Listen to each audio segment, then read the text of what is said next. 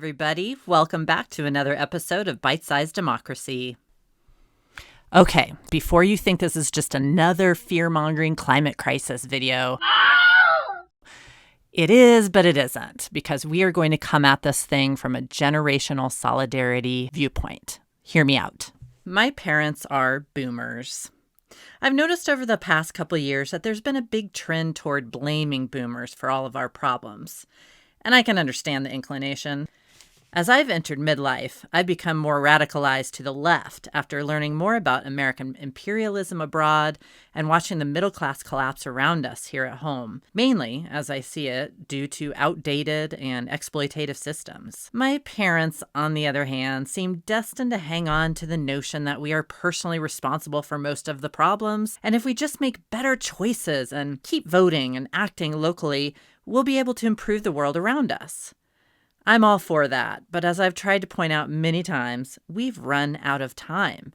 Incrementalism is no longer an option. Not gonna lie, these fundamental ideological differences have led to some knock-down, drag-out political brawls and ongoing tension. Seems to be the familial lay of the land these days. Welcome to 2021, right? Now, while I certainly adhere to personal responsibility where possible, I'm also aware that a lot of today's issues are out of our hands, individually speaking. One of these is climate crisis. The 2018 Intergovernmental Panel on Climate Change, or IPCC, report made clear for the first time that while individual behavior is still important, what's really needed to turn our Earth death spiral around is systemic change involving an astronomical shift from a dependence on oil and fossil fuels to cleaner energy sources. But here's the thing. My generation, which is Gen X, and the boomers, we did the best we could with the knowledge we had at the time. The fact is, caring for our Earth and downsizing isn't exactly a new invention. Early American recycling programs actually go back to the colonial era, when new materials were hard to come by. So, for example, scrap metal became a popular item to hold on to. In the 19th century, peddlers traveled the countryside to sell manufactured goods, but they also purchased recyclable materials from the homes they visited.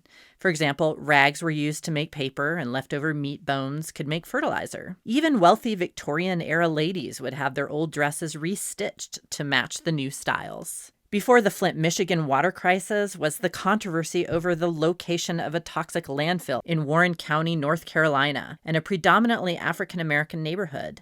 Here you had primarily a lot of African-American women and their children who literally laid down in the streets to block the trucks from dumping polychlorinated biphenyls, PCB, in a toxic waste landfill in their community. And here's an agricultural community where the aquifer level is very shallow near the surface, where most people have wells, and the thought that the state would pick this county of all of the 100 counties in North Carolina as a dumping site was just unthinkable. This incident really pioneered the idea that racial justice is inherently linked with environmental justice. In May 1985, scientists with the British Antarctic Survey shocked the world when they announced the discovery of a huge hole in the ozone layer over Antarctica. We were quite devastated to learn that our big 80s hair was literally destroying the ozone layer. Gag me with a spoon. So we all dumped the aerosol and helped close that hole back up. In 1990, the United Nations released a report on climate change that warned us that global temperature rise might be as much as 2 degrees Fahrenheit in 35 years and recommended reducing CO2 emissions worldwide. And we understood this was serious, but also, as human beings, 35 years seemed so far off, and we thought, surely we will figure this all out by then and invent something to help us. I told you so, I told you so, I told you so. Yeah, now we know.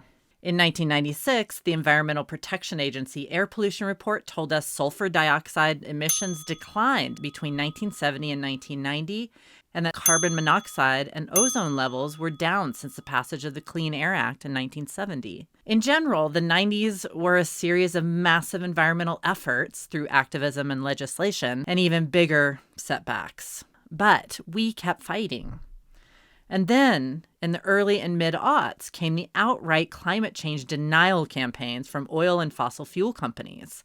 A survey by the Pew Research Center in 2009 suggested that the number of Americans who believe there's solid evidence that the world is warming had fallen from 71% to 57% in just 18 months. Meanwhile, scientists began realizing that we have underestimated, rather than overestimated, the problem of climate change. Remember, boomers and Gen Xers grew up in this era of underestimating. Let's highlight one popular example of these sneaky misinformation campaigns. I'm sure you've heard the phrase, your carbon footprint. According to the Merriam-Webster Dictionary, a carbon footprint is the amount of greenhouse gases, and specifically carbon dioxide, emitted by something, such as a person's activities or a product's manufacture and transport, during a given period. We still talk about this one today. About our recycling habits, driving and flying less, riding our bikes and walking more, changing our light bulbs, turning down the thermostat, installing solar panels in our homes, not having so many children, etc. Anyway, this is all good, and we should definitely be thinking about our own impact on the environment. However, it turns out that a little multi-billion-dollar company called BP Oil, or British Petroleum, just the second largest state-owned oil company in the world, is responsible for coining the phrase, your carbon footprint. It was in an effort to shift responsibility from their shoulders squarely onto the shoulders of the consumers. What size is your carbon footprint? How much carbon I produce. Is that it? You mean the effect that my living has on the earth in terms of the products I consume?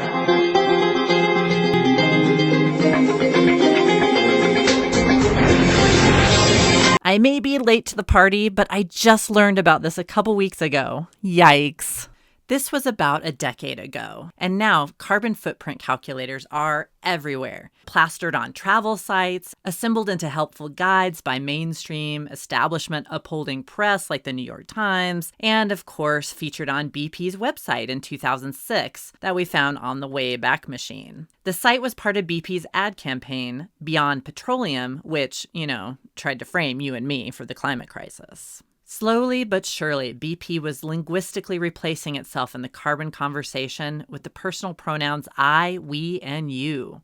Fast forward, and it's evident that BP itself has done nothing to curb its own footprint. The company is still producing an average of 3.8 million barrels of oil and gas every day, and in 2019, it purchased a new oil and gas reserve in West Texas that it lauded to shareholders as its biggest acquisition in 20 years. We know now that the reality is that since 1988, according to the 2017 Carbon Majors report, 100 companies alone are responsible for a shocking 71% of the world's greenhouse gas emissions. ExxonMobil, Shell, Chevron, and our good buddies at BP Oil are identified as among the highest emitting investor-owned companies of the bunch. Teachers are even having trouble finding legitimate climate science to teach in their classrooms. Oil companies have created lesson plans, climate change deniers have published materials, and there are numerous other sites with misleading or outdated information. So hey, boomers and we Gen Xers, we weren't born into what we can clearly now see as a shitty system, like you younger generations were. We've been the proverbial frogs in boiling water. In 1973, cultural anthropologist Ernest Becker did a whole slew of research on aging and ideology. He proposed that thoughts of our immortality drive us to protect ourselves with a sort of armor of self-esteem that would reinforce meaning for our lives that last long after our death. After conducting 300 studies in 15 different countries, Becker found he was onto something. When people were confronted with things that reminded them of death, they responded by doubling down on their worldview, rejecting any new notions that threatened their ideals. I guess what I'm saying is, I understand the anger, and I, personally, am deeply sorry for the state of things. But let's contextualize the differences in how we all grew up and just ease up a little. It's going to take all hands on deck to solve this crisis, and that's not going to happen by boomering a whole section of people out of the conversation. As we get closer to the end of our lives, it's only natural that we reject reminders of death. Could there be a link between increasing climate change denial as the science evidence hardens? And if so, how can we address it, and help them change their stories. Elderly people aren't irrelevant. They are still voting, and we need them to vote for solutions. Little food for thought. Now, if any boomers are watching this, I'm not letting you off the hook either, because you are important, and because you still vote and help lead policy decisions.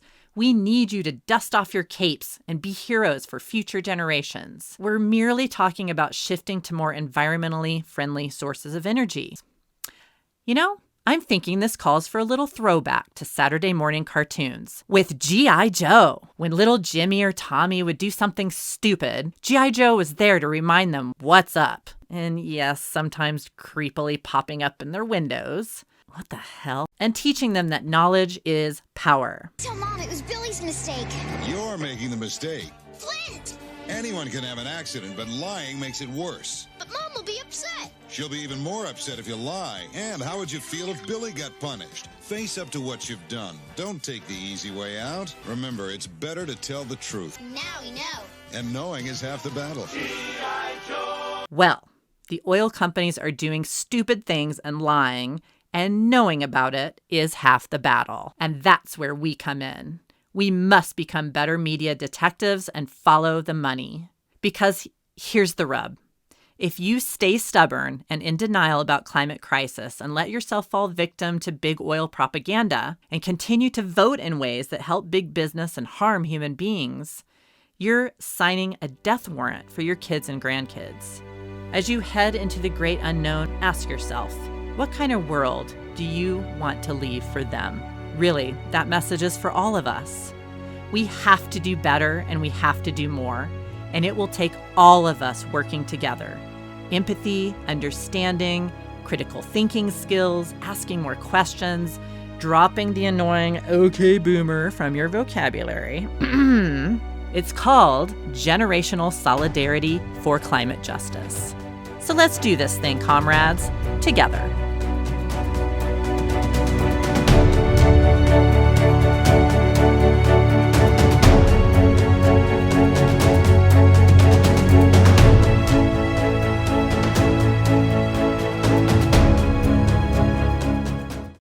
Thank you for watching this video from Bite-Sized Democracy. Please hit like and subscribe, and stay tuned for more content coming soon. Did we get something wrong? Do you have some helpful additions? Please comment below and let us know. And see you next time on Bite-Sized Democracy.